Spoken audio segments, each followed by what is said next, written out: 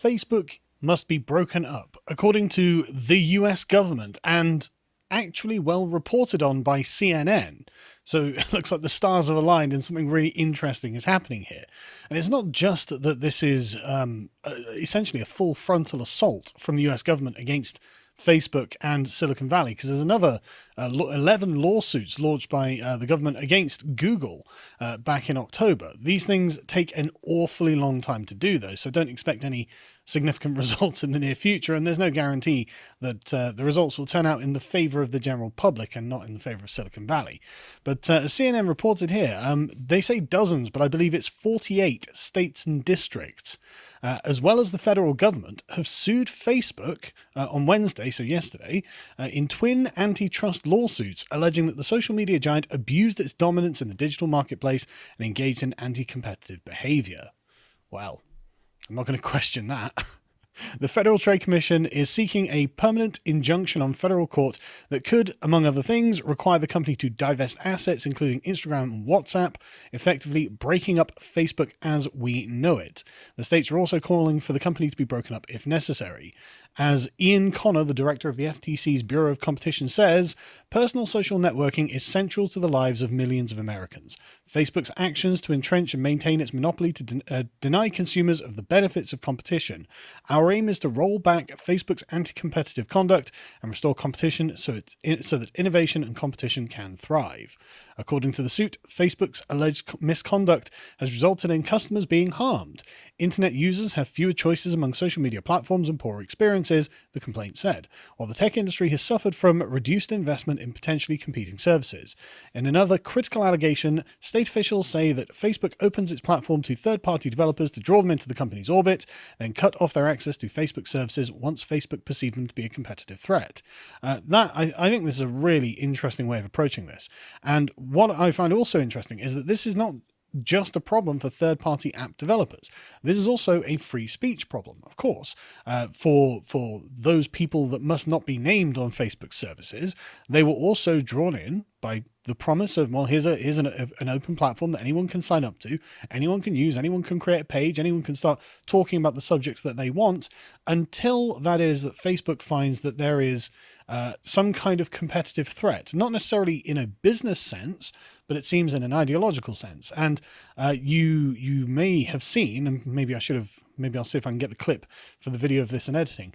Mark Zuckerberg, a leaked section of a Zoom call that Mark Zuckerberg had to a bunch of other Facebook executives, essentially trying to talk them down from their radical positions on censorship, explaining that actually the public are kind of far right and don't really share the same very progressive opinions that the people in San Francisco hold, and that possibly that is something that Facebook needs to take into account.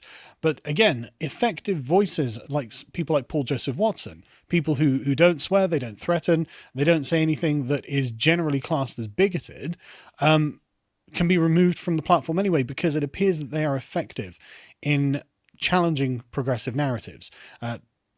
It's not included in this lawsuit, of course, but it's another example, in my opinion, of how Facebook sees competition on its platform and is acting against it.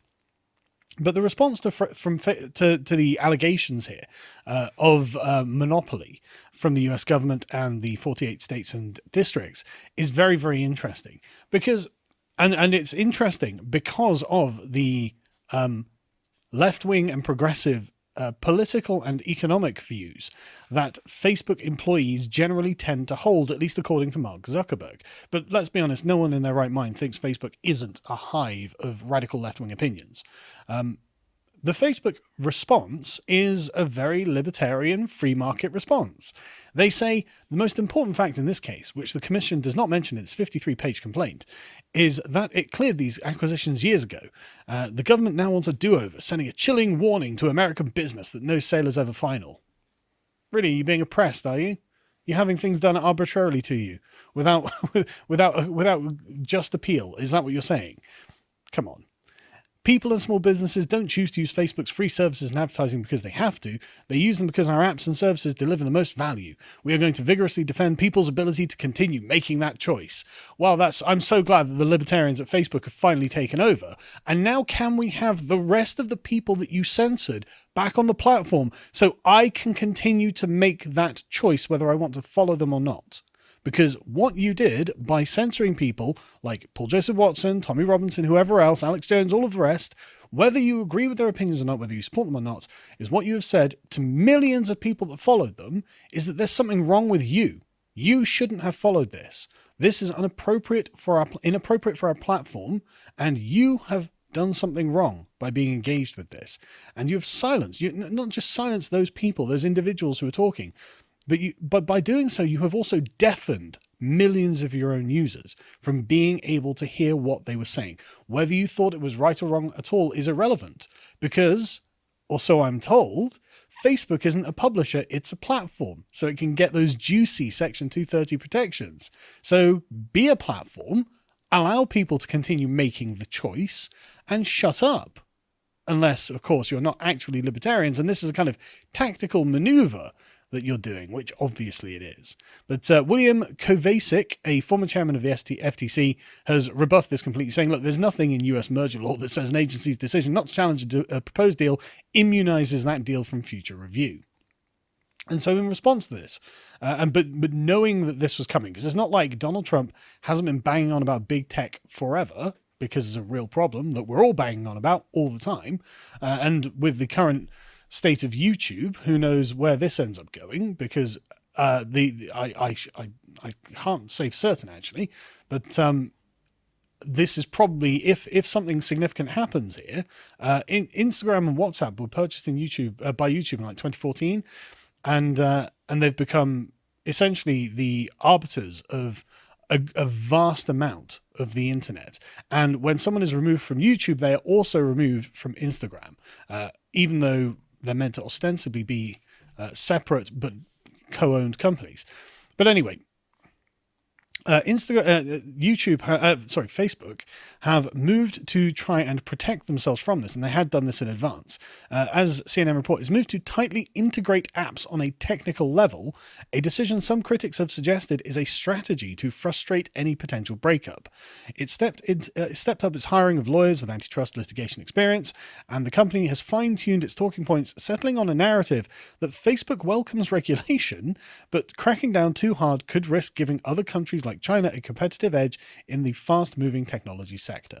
Well, if that happens, then as Trump wanted to bang TikTok, it seems that the US government is prepared to take action in this regard. Now, I realize that there are going to be a lot of actual libertarians who are like, well, I'm not a fan of any of this. You know, the market should decide. And that's true, but I think there's a presupposition that's embedded in that assumption, in that statement. The assumption that is, the public are well informed enough to know that there are alternatives. If they don't, then how can they make that choice? If they can't get access to certain information because the only channels of information that are readily available to them through their social systems and through the media that they consume, etc., are heavily curated by Silicon Valley, and as we can see with YouTube's terms and conditions, can just get updated to after the fact ban certain kinds of content that up until that point were completely legal, completely fine with the terms of service, and are just political, like are not even about bigotry or anything like that, about questions of election results or questions of vaccine safety and things like this. If these kinds of content or videos can be just waxed from the site and just completely erased, then you may not even know that there is something that is an alternative that you have access to. So while I am sympathetic to that position, I think that it is high time for something to be done, because it is genuinely hard to underestimate the amount of the scope of the power of these organizations. Never before in human history has an organization had the kind of monopolistic power that YouTube and Facebook do. Google and Facebook, sorry. It's actually quite terrifying if you think about it, because I mean, Google, for example, own the top two search engines in the world, which are Google and YouTube. And this is the overwhelming share of video content that is served on the internet. That's not happened before. And I think that it is going to have dire consequences for the future. So it is something that you need to think about, I think. And it's something that I think deserves at least just challenge, even if nothing positive from the sort of individual's perspective comes out of it. At least it shows that there are people in the government who are actually paying attention to what are real concerns.